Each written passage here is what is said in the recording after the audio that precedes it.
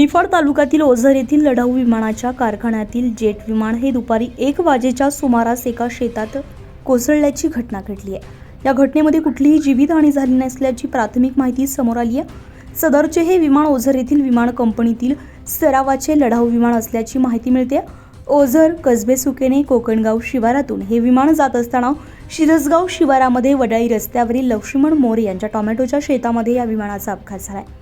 हे विमान कोसळताच भला मोठा आवाज होऊन लागलीच विमानाने पेट घेतलाय। तसेच बाजूलाच महावितरणाचे 3 फेज सप्लायचे कनेक्शन होते, त्यामुळे तेथील तारा देखील तुटल्यात।